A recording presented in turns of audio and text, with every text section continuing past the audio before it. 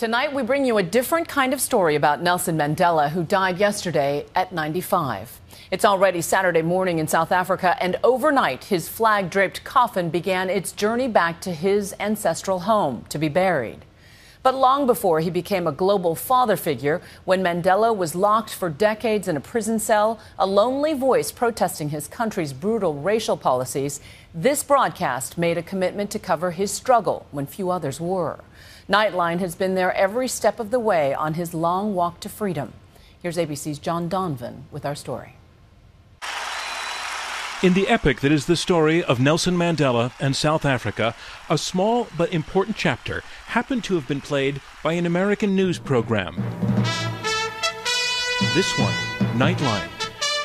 On a February afternoon in 1990, TV stations everywhere across the globe, really everywhere, held this single, live, totally uninteresting shot on and off for close to an hour, because everyone was waiting, finally, to see this distant figure, Nelson Mandela, a man who had not been photographed literally in almost 3 decades, finally walking free from prison.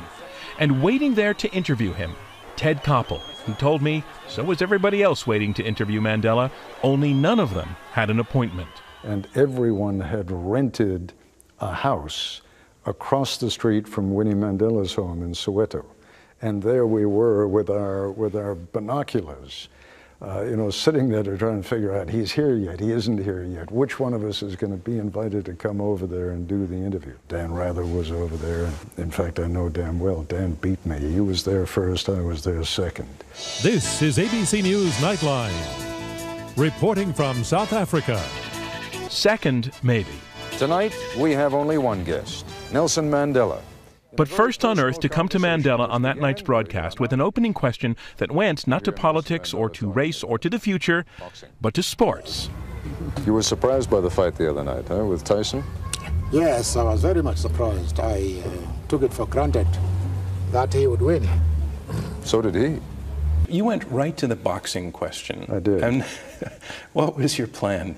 I wanted to hit him with a question he really wasn't expecting. Did you ever think of turning pro? Turning professionally? No, I never did. But you were a good boxer. Well, I do not know. That is for others to say. But I enjoyed the sport. Nelson Mandela was never an easy man to loosen up. It's long enough ago. A little bit of immodesty wouldn't hurt. No, I enjoyed the sport, you see. And did Mandela loosen in that interview? A little, not really. Even talking basics like the prison food. We live on millipap in the morning, millies for lunch, and millipap in the evening. What is millipap? Can you explain it to an American audience? It's a millis ground and cooked. Like a porridge? Like porridge, you see? Yes. And the cooking in prison was very bad those days.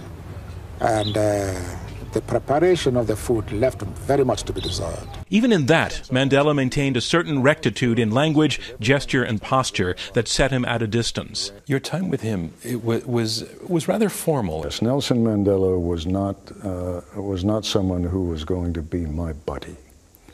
And he wasn't going to let me be his buddy. And yet Mandela, in subsequent years, rarely, perhaps never, said no when Ted invited him to be on Nightline. And that willingness, Ted is certain, stems from a single history-making week of television that Nightline produced in South Africa in the 1980s. South Africa is changing. We said we will only do this series of programs. We will only come to South Africa if members of the white government agree to engage in dialogue on the air with... Which had never happened on their own television. Had never happened on their own television.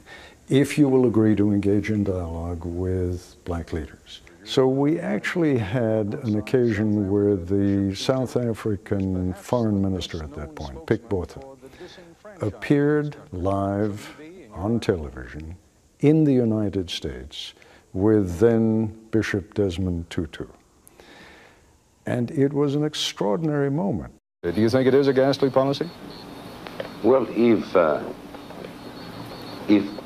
under apartheid is meant degradation and dehumanizing of black people, then I'm also against apartheid. it was rebroadcast the next day in South Africa on the SABC, South African Broadcasting Company. And the impact was huge, absolutely enormous. And it all happened, remember, while Mandela was at that point in his 23rd year of imprisonment, although Ted says, in an important way, Mandela was there. Mandela was in every exchange. We could not have done what we did in South Africa had it not been for Mandela. In what way? In the sense that Mandela exerted such moral suasion. But those shows also made a connection. Well, the door with Mandela was open for you because of the week that you did. Because of the week that we did. I mean, he heard about that, and he knew what we had done. Ted had a moment with Mandela years later during a town meeting held in the United States. I interrupted him, I think, and I was going to say something else, and then he, I thought, was going to jump in and say something, so I paused. And he said something like, I don't know if I have paralyzed you. No.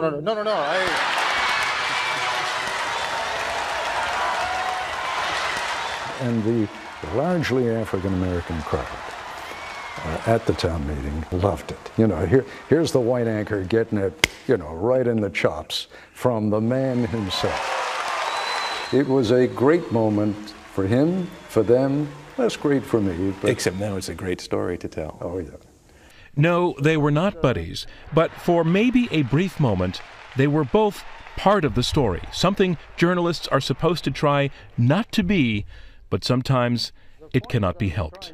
We don't get the opportunity very often to really make a difference. I think our programs in South Africa made a difference.